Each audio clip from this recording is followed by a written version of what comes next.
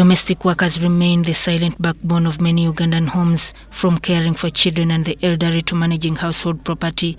Their role is centrally to daily life, yet many continue to operate in the shadows of labor laws.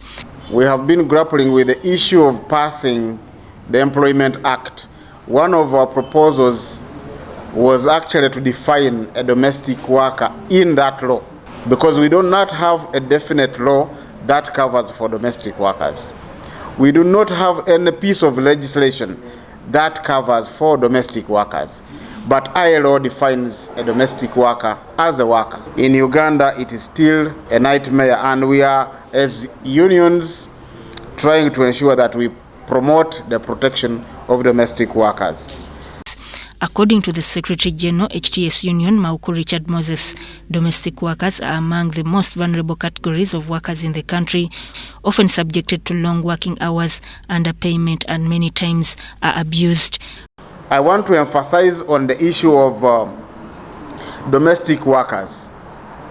Despite the importance these workers have on our lives, in our homes, we have, as parties, stayed aloof about their plight, and they continue to undergo a lot of suffering, which all of us are aware.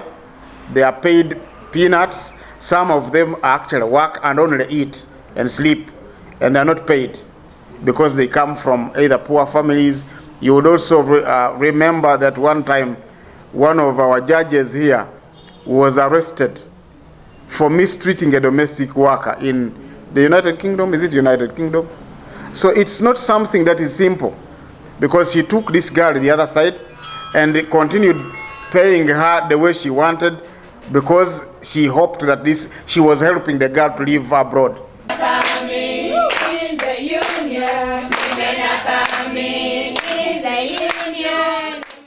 Mauku Moses, who also doubles as the Treasurer General of the National Organization of Trade Unions and General Secretary of the Uganda Hotels, Food, Tourism, Supermarkets and Allied Workers Union, emphasized the urgent need to recognize domestic work as legitimate employment deserving full labor rights.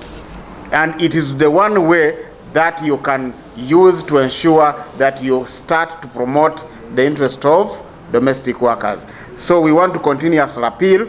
I know, like this, it has been said, we have been engaging with the government on the issue of instituting a minimum wage, to which we have proposed that minimum wage cannot be a one single figure, but we wanted to have a sectoral minimum wage which looks at categories, and the most vulnerable categories of employees or workers.